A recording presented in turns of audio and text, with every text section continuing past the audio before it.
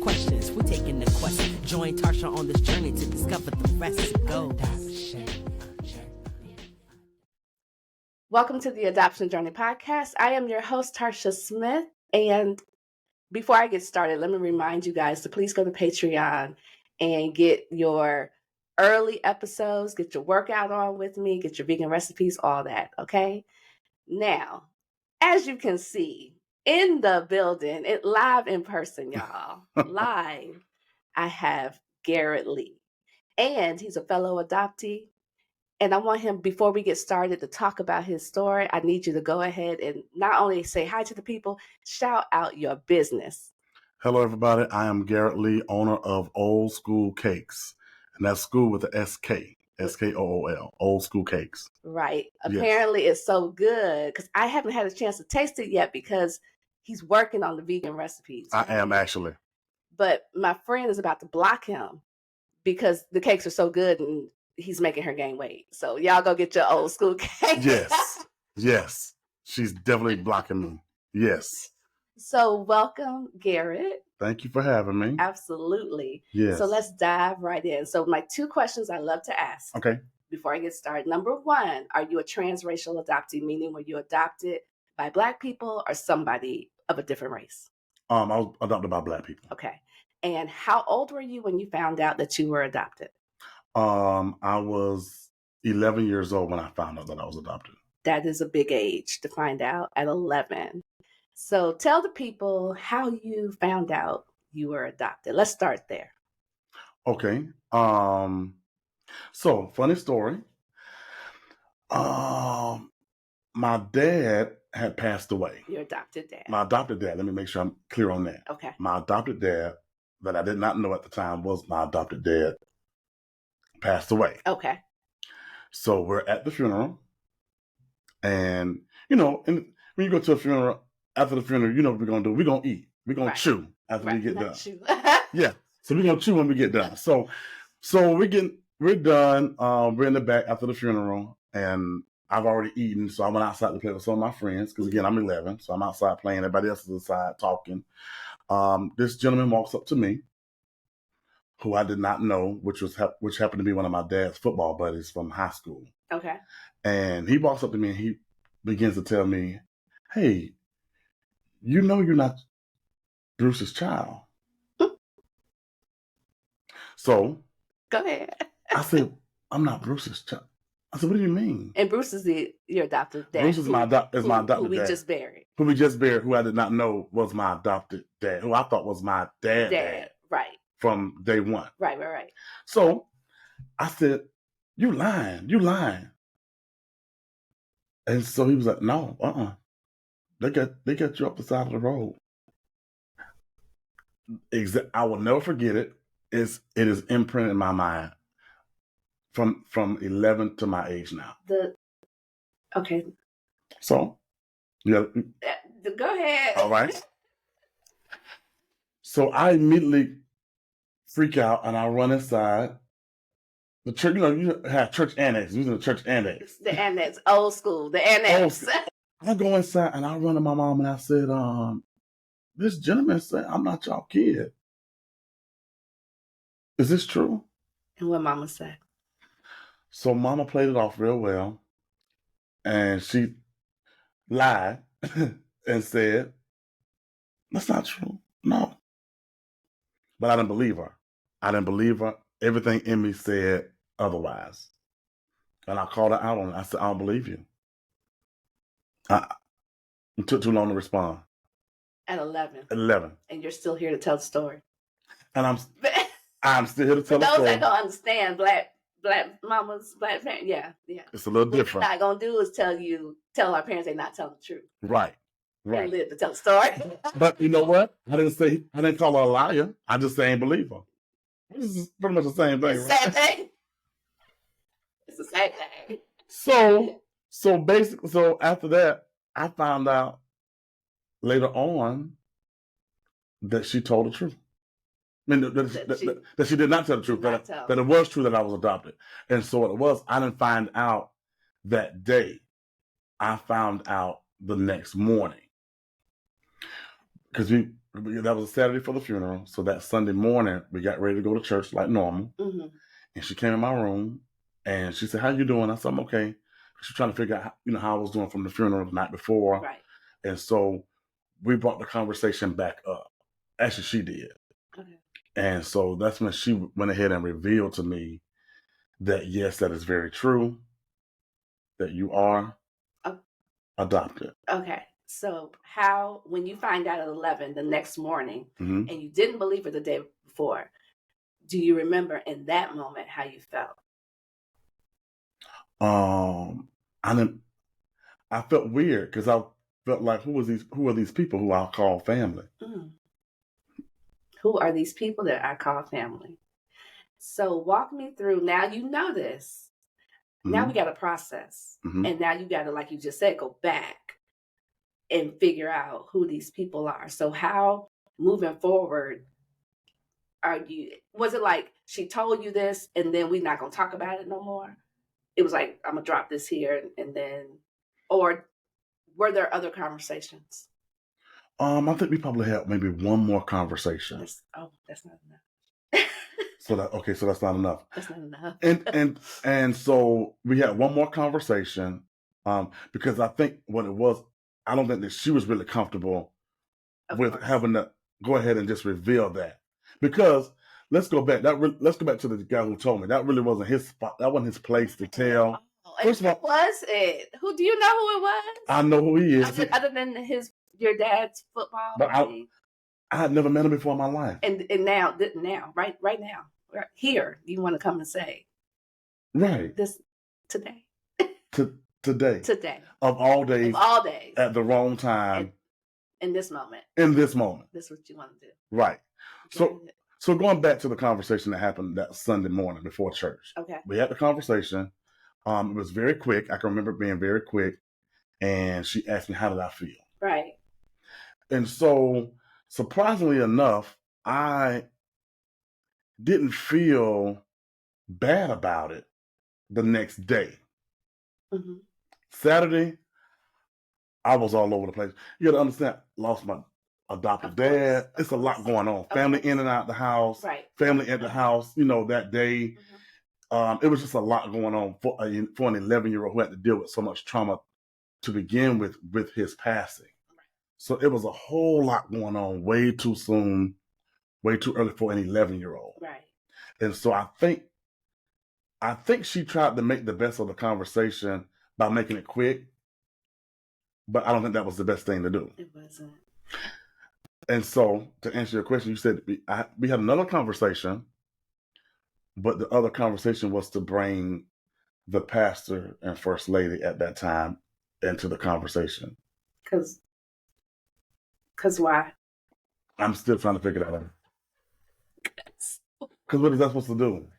I didn't grasp it, and I was like, well, what are they going to do? I mean, I know now. There's nothing I can do about that now. I mean, what are they going to do about it? And I'm thinking, like, church people, maybe she thought, let's bring the she didn't know what to do. I'm going to go to my pastor, right, first lady, and then we're going to sit here and have this conversation. And it's like, okay, now what? Because I'm going to assume pastor and first lady are not adopted. Correct. So can you truly speak to this? Can you truly speak to this? You can. You can. You can't. You can. We can pray. Right. But then what? Okay, I want to know. So little Garrett now finds out he's adopted. Mm-hmm. And are you looking at your mom differently? Hold on, wait, let me back up. Let me ask you this. Mm-hmm. Why did they adopt? Do you know the answer to that question? I do know the answer to that question. Tell me. Okay, so my mother could not have children. Okay. And so I believe they tried a lot before adopting me, I guess I don't know if they did in vitro fertilization. I'm not sure how that all worked back in the early 80s. I'm not really sure. Okay. And I'm sure if they did have it, it probably was very expensive. Very expensive. In that time. It's expensive now. It's expensive now. So I can only imagine back then. And so let me go into the story. So I found out this is what happened. So once I found out that I was adopted, then I started asking questions on how was I adopted. But let me go back. Right, because when you found on the side of the road for real. No, I was not found on the side of the road for real. The guy was just being a complete jerk. So I was like, no, it wasn't even like it wasn't like that. Okay, tell that story. So I'll tell that story. But before I tell the story, let me say this. Once I found out, a lot of stuff started playing back in my mind. Like I would always ask the question, like, why you didn't have more than one child? And it would give the answer, well, we just want to just have you. I said, but I want a brother or I want a sister. I don't want to be the only child. Okay. So that was a red flag that could be passable. I get it. Okay. I guess. But then I started asking other questions. And I've always been that kid that's going to ask why. Not to be rude, but I want to know. I want to know too. I've always been inquisitive. I still want to know. Yeah. Right. And so I said, what are my baby pictures? And that's when stuff, I was like, now it's starting to make, when I found out at 11, it made sense when I was 5. What was the answer you got? So the answer I got was, I don't know. Oh, wait a minute. I don't know. Know what the baby pictures are. I'm like, Mom and Dad, when I first came home, like I don't see any newborn pictures. All I see is the pictures when I was already in a crib.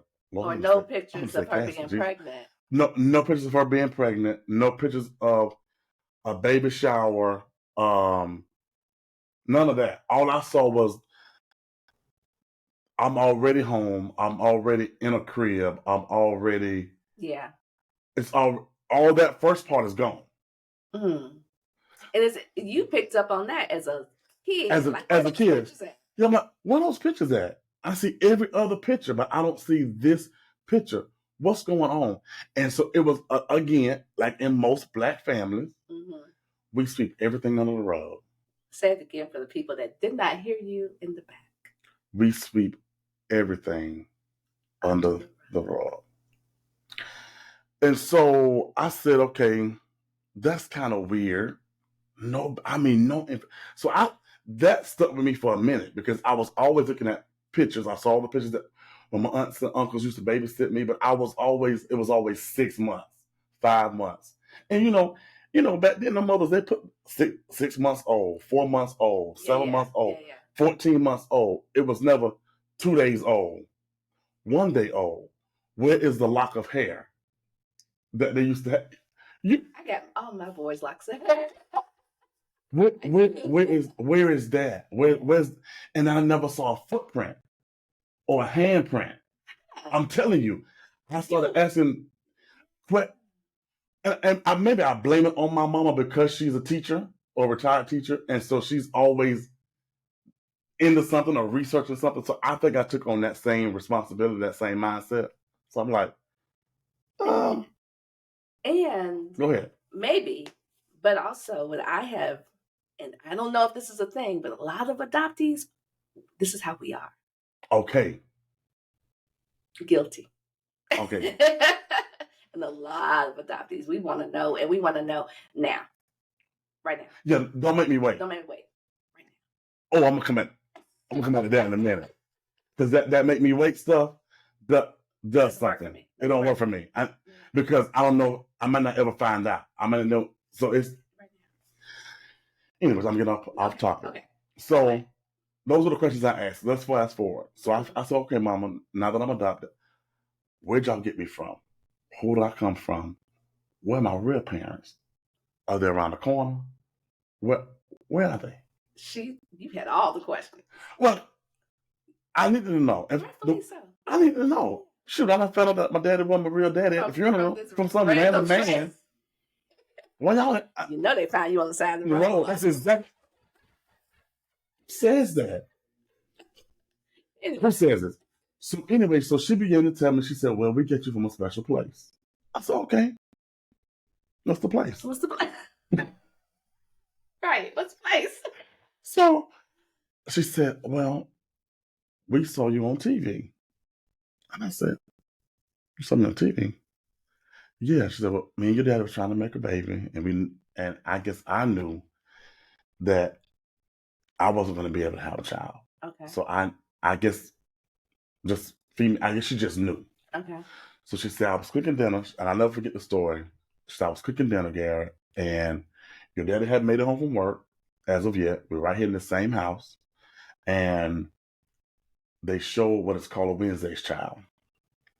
So anybody who's not from Orlando or from the Central Florida area, you probably won't know what a Wednesday's Child is. But a Wednesday's Child is a child that Bob Opsahl at the time would showcase a child every single Wednesday between the hours of, I believe, 5 and 6. Yeah. Or that was around that time. Maybe like a 5-minute blurb on whoever that child was, and different age ranges. And so my mama said, she turned around and she saw this baby, and she said she had an immediate connection with the baby. So she said she couldn't shake it. So she said, I got to get that number. So she wrote down the number, got the contact information. Still hadn't said anything until my dad came home from work. She said, I saw this baby. I think we need to call and inquire about adopting. And so he's still under the assumption, baby's still trying. You know, she was like, no. Okay. This is it. Okay. I need to get this baby right here. Okay. And so what sealed the deal was her next door neighbor came over the next day and knocked on the door. She said, Cookie, the mama nickname. I said, she said, girl, did you see that baby on TV? Because evidently they had a relationship. I guess they kind of knew what was going on. Right. And she said, yeah. She said, first thing I said was, I got to go over to Cookie house tomorrow and tell her she didn't call about that, but that's the baby right there. And so she said, in that moment, she knew. That was her confirmation. That was her confirmation. Wow. And she wasn't even saved then. You know, she didn't have no confirmation and discernment like that. She just knew that she saw that baby. So it's just funny now. Because anyway. Yeah. So she knew at that very moment. She said, I got to get the baby. So she called, got my daddy on board. They came in, and whatever the process was the process. And that's when they got me maybe a month and a half later. Okay. But I was, the only thing I found out was, because I asked, I said, well, do you know anything about my biological parents? Okay. And the only thing that she could tell me was that they were 15. Okay. And I said, that's all you got? But wait, how old are you when she told you about the Wednesday's Child story? Is it still 11? I was still 11.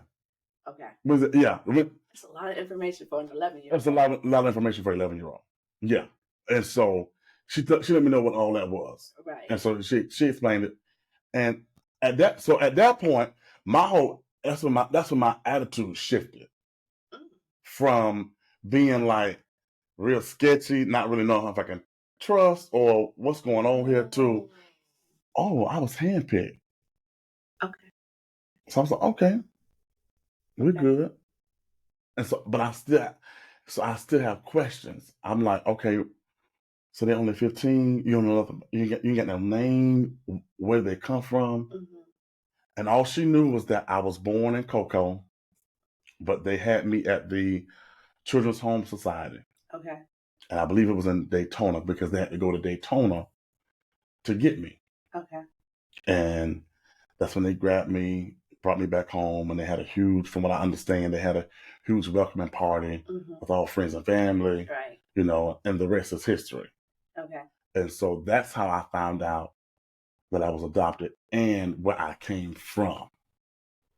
So I look at things in a very grateful place, because I've seen movies, I look at Losing Isaiah, and how Halle Berry threw the baby in the trash can. Mm-hmm. And so I'm like, I could have been Isaiah, you know, but I wasn't Isaiah because I had my mama and a daddy who said, you know what? Let's get him and let's give him everything he needs and just about everything he wanted. So I take it you had a good childhood. I had an extremely phenomenal childhood. I can relate to that because I say it all the time on this show. Living my best life and still am. And so still, I can relate to that. Yes. I can't get my words together.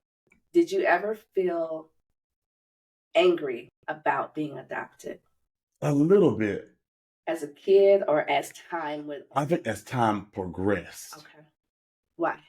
Because the older you get, the more knowledge you retain. And it's like, as I got older, I was like, okay,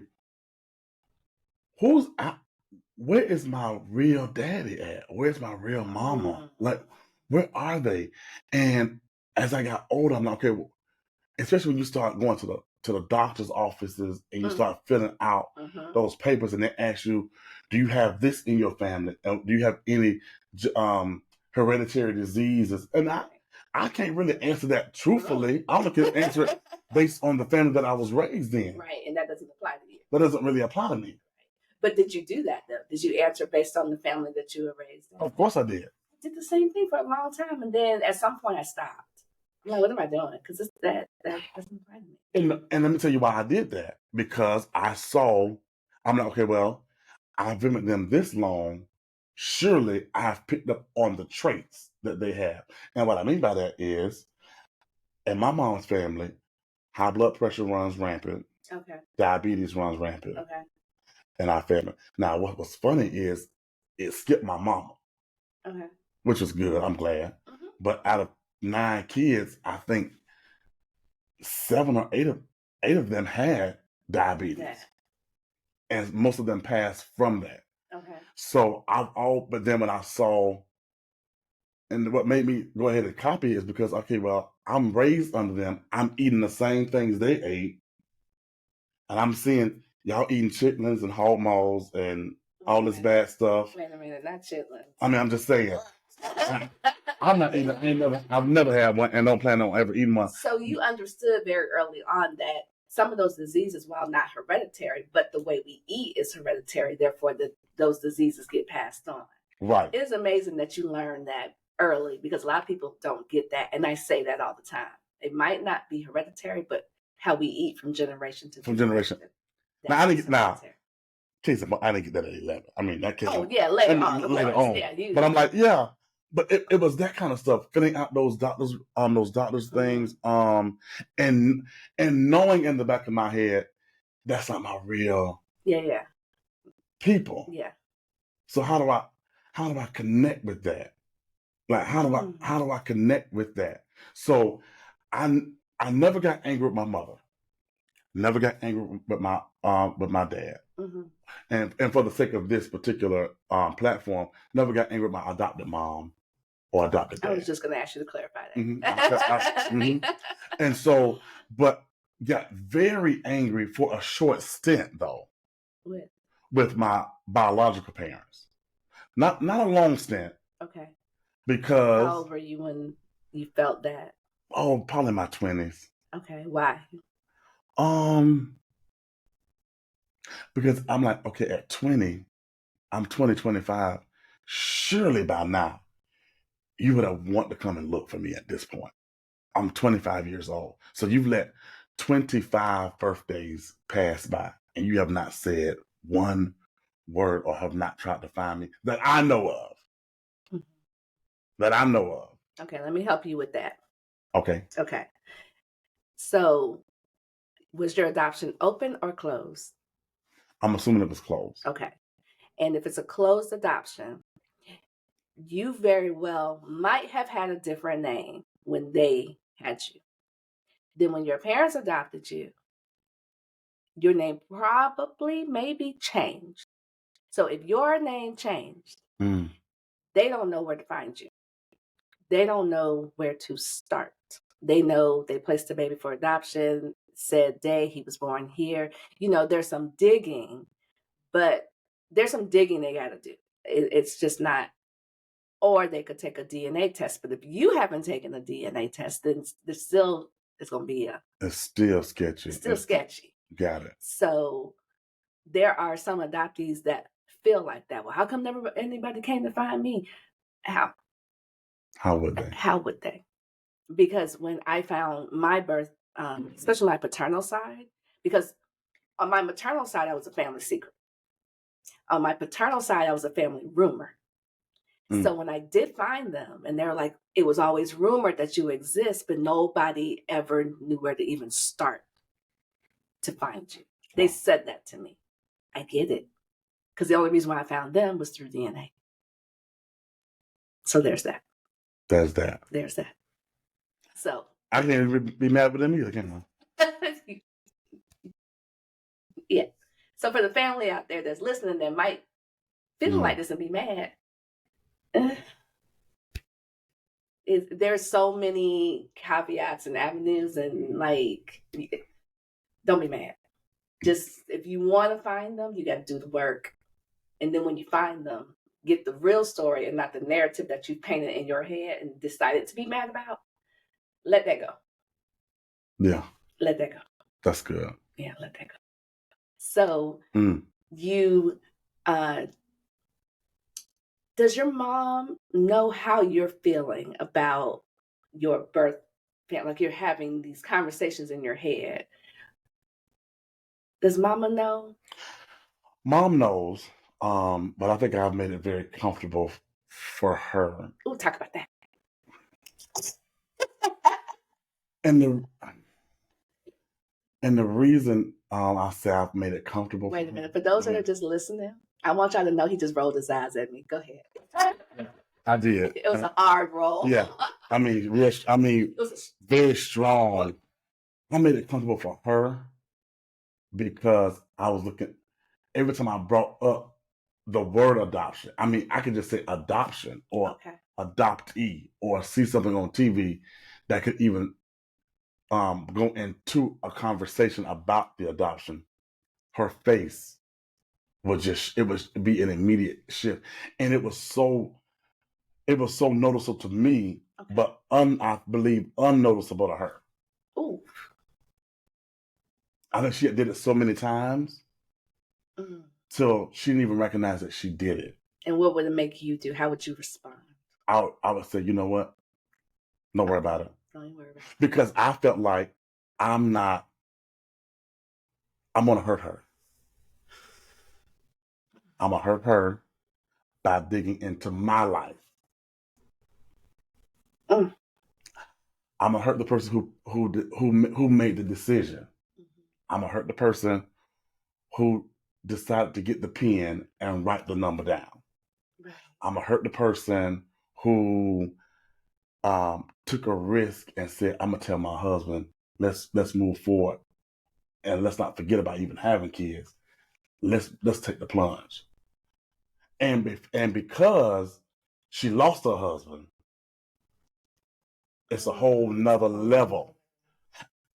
I can't, she's already dealt with enough heartache with just that whole process of how he died and the whole things leading up to that. That was already traumatic for her. I'm like, I can't add another nail in said coffin.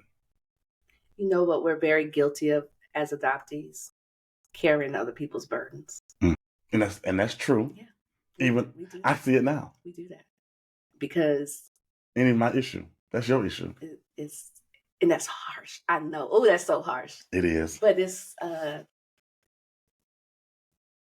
have a right to know who I am. I have a right to know where I come from. I have a right to all of that because it's a basic human right. Mm-hmm. For those that are not adopted, you know where you came from.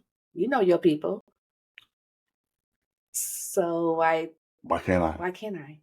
Why can't I? And we do carry that guilt. Oh, I don't want to hurt them. Yep. But at some point, we got to let it go because we have a right to know.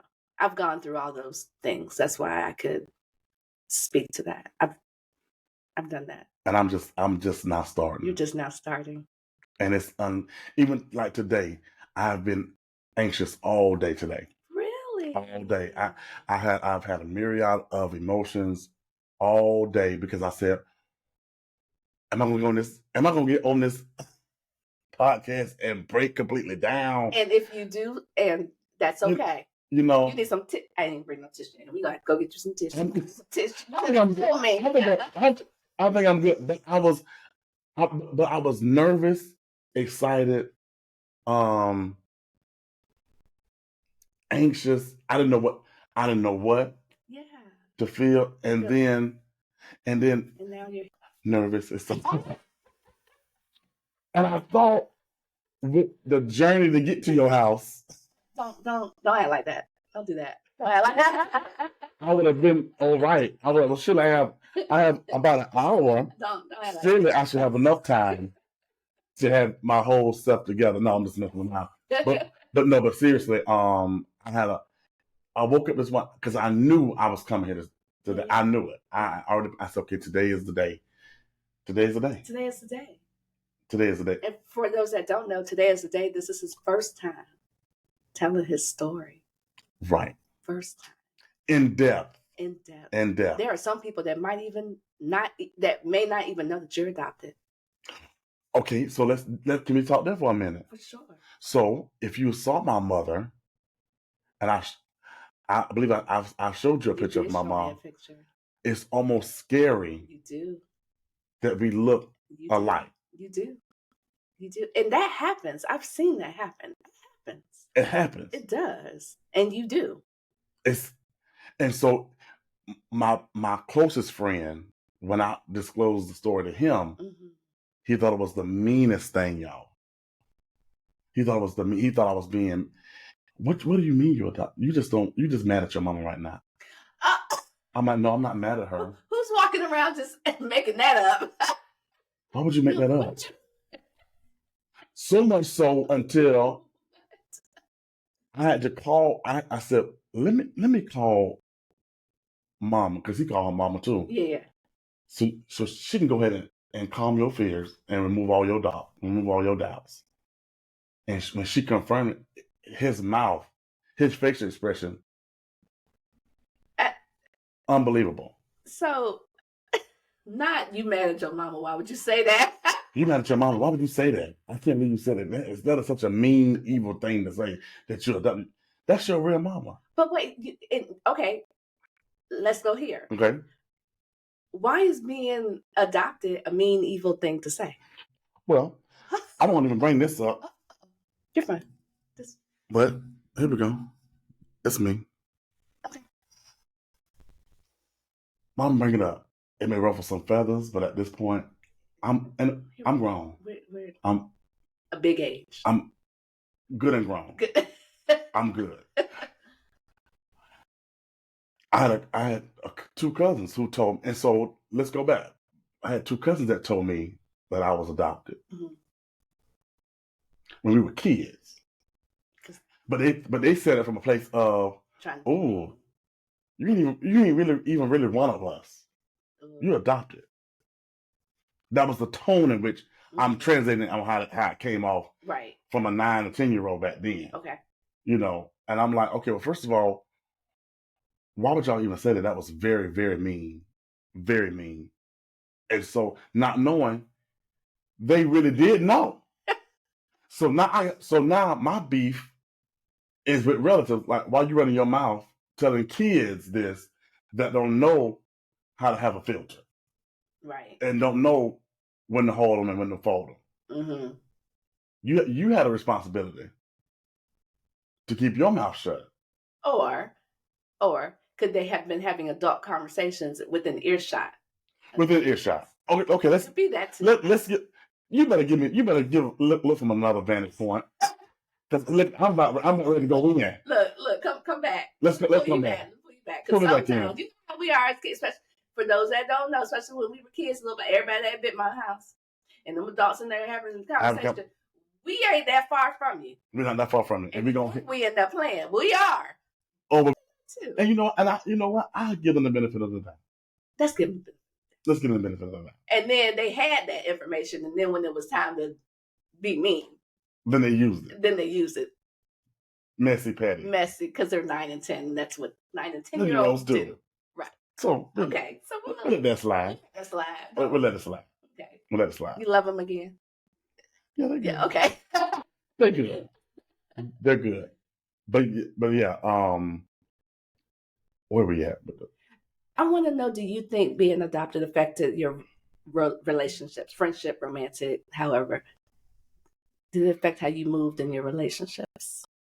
Yes. And did you even realize that it was some adoption stuff that you was dealing with, or you just thought, this is just who I am? I thought it was just who I was until I did some further research and found out that there was some adoption issues. And so what are some of those issues? I'm going to give you the main one. Okay. Rejection is an issue for me. Mm-hmm. Hearing no, not now, maybe later. Mm-hmm. I'll tell you later. Mm-hmm. I'll explain later. It all goes back to that small, tiny seed of rejection. Because looking at it now, I'm born rejected. Mm-hmm. I'm out the womb rejected. My mother, for whatever the reason was, good, bad, ugly, indifferent, right, does not have the wherewithal to keep me or want me. So I have dealt with rejection issues all of my life. Mm. And so that's why I'm the type of person, whether it's platonic or romantic, Mm-hmm. I love extremely hard.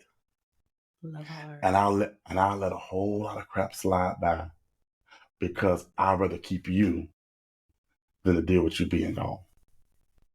Mm. Because of that big word rejection. I don't want you to turn your back on me.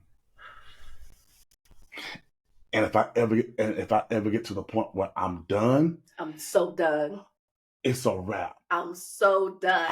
I mean a turkey and Swiss wrap. I mean it's a wrap. It's a whole wrap. Done. Don't get me there. Done. And I'm gonna tell you why. Because I've given you 975,000 chances to get it right. So when I'm done, just know it wasn't because it was a one hitter and quitter. It's because I did the work. I did my part. I did the work. So that's one of the main things that's probably one of, I'm sure there's probably more. I'm sure you'll probably throw something out there that I didn't even think about, but rejection being the main thing about it for me.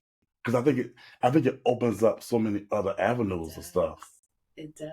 When did you realize that you were, I'm not crazy? There's some adoption stuff. Because I was a real big age when I discovered that. I was a big age. I'm going to say big age. Big age. I don't know what year. Because I went through that too. Like the rejection thing. Mm-hmm. Clingy. Like, yeah, all that. And grew up like, this is just my maker. This is just who I am. And as I began to learn more, and I was like, and there it is. Okay, that's what this is. Have you ever thought about going to therapy? No. Why? Not because I was afraid to. I don't think I ever put it in the forefront of my mind. I don't think I ever thought about it. Okay, think about it. I guess I got to. You think about it. And this sounds like it right now. This is like my precursor to It is. And then when you decide you want to move forward and do it, make sure that person themselves, they're an adoptee, and there's a whole network that you can tap into and find people. Because what I have heard other people say is they've gone, and I'm not saying all therapists are like this, but there are some. You'll start out with, okay, I'm adopted, and they're like, well, you should be grateful. That's a wrap. We're done. We're done. We're done. I don't need that one. No, you don't need that one. Right. No, that's not the one you need. Because you can be grateful, but I need my own reasons why I'm grateful for it, because everyone's story is different. Everyone's adoption story is not good. Right. And I've heard horror stories. Right. Thank God that's not our testimony. Correct. But there are some. So you can't just throw a blanket out there and be like, oh, you should just be grateful. No. So when you are ready to do that, yeah, I would say my thing is pray and therapy. Do both. Right. Do both. Because I'm not opposed to it at all. Okay. So think about it. Yeah. Yeah. For sure. Yeah. I'm not opposed to it. So I'm going to have you, or do you want to find your birth parents, family? Do you? Yes, but I'm gonna give a yes with an explanation behind it. Go ahead. Yes, I do now.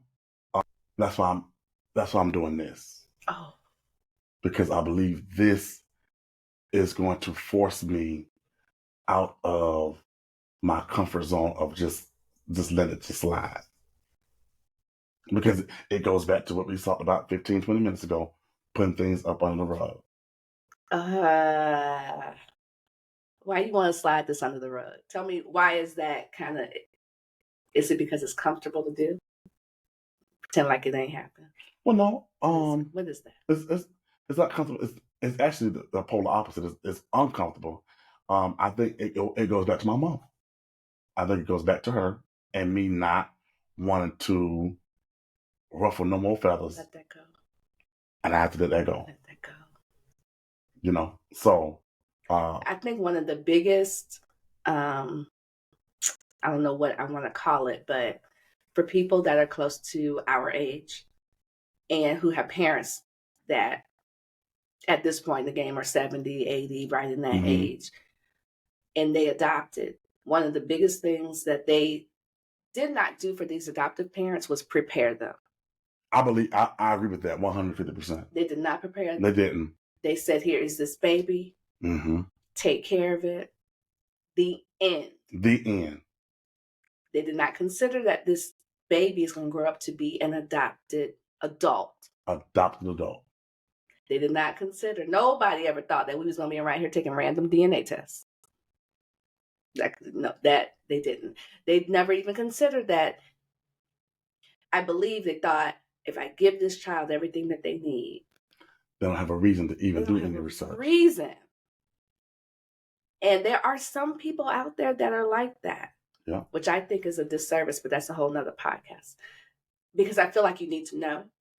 Yeah, I feel like I need to know. You need your medical history, and you don't want to be out here dating your people. Right. And it can happen. It could happen. You heard those strawberry letters back in the day? It could happen. It can happen. You don't want to be out here dating your people. And I'm not saying when you go and figure out who your people are, I'm not even saying you have to have this whole full-blown relationship, but just know who your people are. Yeah. So. Yeah. And what was so funny was, for years, I think my friends, my close friends who knew, they were more concerned about me finding my parents than I was. I'm like, y'all making a big deal out of it. I ain't making a big deal out of it. But don't you want to find? And they would ask me and it wouldn't be every day, but it would be every 6 months or every year and a half. You sure you ain't changed your mind about that? He's changed his mind now. It's different now. It's different now. But 10 years ago, 15 years ago, it wasn't. That I'm good. I'm good because Mama. Right. Mama, we love you. I just want you to know. And she know that. We love you. But I got to do it for you. But you got to do it for you. Oh, you took it right out of my mouth. Yeah. Took it right out of my mouth. This is for you. Yeah. This is for you. This is for you.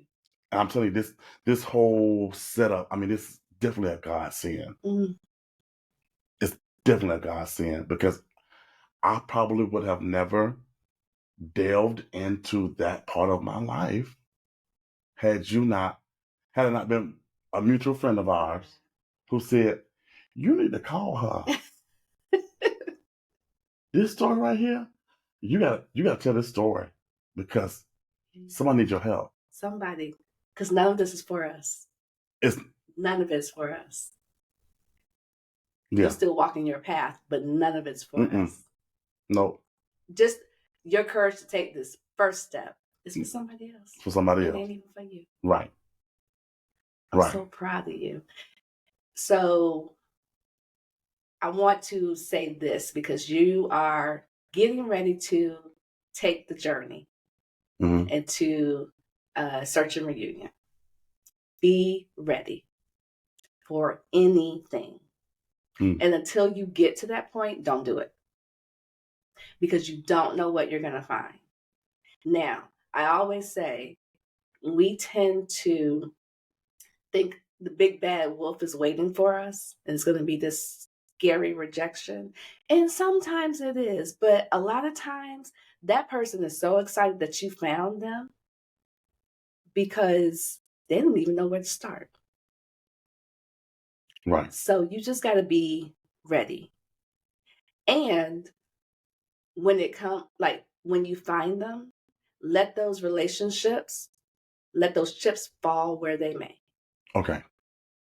Don't go into it and be like, oh, okay, I'm going to have these cousins, I'm going to have these siblings, I'm going to have this. I mean, biologically, you're going to have them, but you don't know what that relationship is going to feel like. Right, because it could be something totally different. It could be something like, because for me, everything's always rainbows, unicorns, and ponies. Yeah. In my head. In your head.